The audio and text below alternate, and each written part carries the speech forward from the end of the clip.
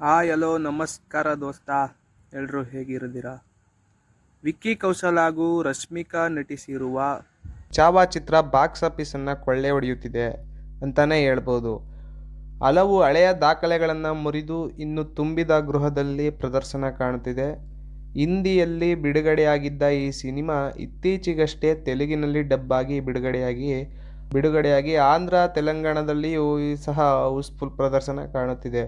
ಜವಾನ್ ಸೇರಿದಂತೆ ಇನ್ನೂ ಕೆಲ ಇತ್ತೀಚಿನ ಬಿಡುಗಡೆಯಾದ ಸಿನಿಮಾಗಳ ದಾಖಲೆಯನ್ನು ಮುರಿದಿದ್ದು, ಇನ್ನಷ್ಟು ದಾಖಲೆಗಳನ್ನು ಮುರಿಯಲು ಮುನ್ನುಗ್ಗುತ್ತಿದೆ.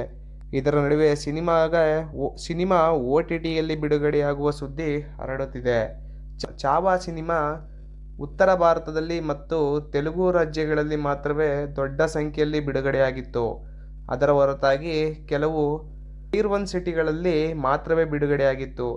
ಈ ಸಿನಿಮಾವನ್ನು OTTಯಲ್ಲಿ ನೋಡಲು ಹಲವು ಮಂದಿ ಉತ್ಸುಕರಾಗಿ ಕಾಯುತ್ತಿದ್ದಾರೆ. ಇದೀಗ ಚಾವಾ ಚಿತ್ರವನ್ನು OTTಯಲ್ಲಿ ಬಿಡುಗಡೆ ಮಾಡುವ ದಿನಾಂಕವನ್ನು ಹರಡುತ್ತಿದ್ದಾರೆ.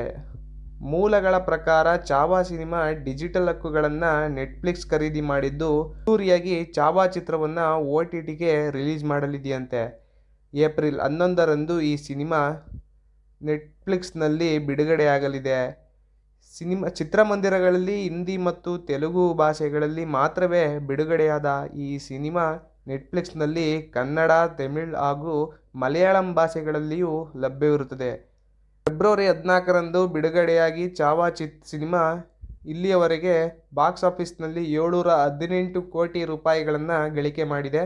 ಭಾರತದಲ್ಲಿ ಮಾತ್ರ ಈ ಸಿನಿಮಾ 633 ಕೋಟಿ ಹೆಚ್ಚು ಹಣವನ್ನು ಗಳಿಕೆ ಮಾಡಿದೆ. ಭಾರತದಲ್ಲಿ ಮಾತ್ರವೇ ಈ ಸಿನಿಮಾ 800 ಕೋಟಿ ದಾಟುವ ನಿರೀಕ್ಷೆ ಇದೆ. ಹಾಗಾಗಿ ಈ ಸಿನಿಮಾ OTTಗೆ ಬಿಡುಗಡೆಯಾಗಲು ಸ್ವಲ್ಪ ತಡ ಮಾಡುತ್ತದೆ. ಚಾವಾ ಸಿನಿಮಾ ಶಿವಾಜಿ ಪುತ್ರನ ಸಂಭಾಜಿ ಮಹಾರಾಜರ ಕಥೆಯನ್ನು ಒಳಗೊಂಡಿದೆ. ಸಿನಿಮಾದಲ್ಲಿ ಯೇಸುಬಾಯಿ ಪಾತ್ರದಲ್ಲಿ ರಶ್ಮಿಕಾ ಮಂದಣ್ಣ ನಟಿಸಿದ್ದಾರೆ. ಅಕ್ಷಯ್ ಖನ್ನಾ ಔರಂಗಜೇಬ್ ಪಾತ್ರದಲ್ಲಿ ನಟಿಸಿದ್ದಾರೆ. ಸಿನಿಮಾ ನಿರ್ದೇಶನ ಮಾಡಿರುವುದು ಲಕ್ಷ್ಮಣ್ ಹುಟ್ಟೇಕರ್. ಸಿನಿಮಾವನ್ನು ಕೆಲ ಪ್ರಮುಖ ರಾಜಕಾರಣಿಗಳು ಸಹ ನೋಡಿ ಮೆಚ್ಚುಗೆಯನ್ನು ಒಳಪಡಿದ್ದಾರೆ. ಪ್ರಧಾನಮಂತ್ರಿಗಳು ಸಹ ಈ ಸಿನಿಮಾ ಬಗ್ಗೆ ಮೆಚ್ಚುಗೆಯ ಮಾತನ್ನು ಆಡಿದ್ದಾರೆ. ಈ ಸಿನಿಮಾದ ಅಪ್ಡೇಟ್ ಇಷ್ಟೇ. ಮುಂದಿನ ಸಿನಿಮಾದ ಅಪ್ಡೇಟ್ಗಳಿಗಾಗಿ ಹೀಗೆ ಸಪೋರ್ಟ್ ಮಾಡಿ. ಚಂದು ಟಾಕ್ ಕನ್ನಡ.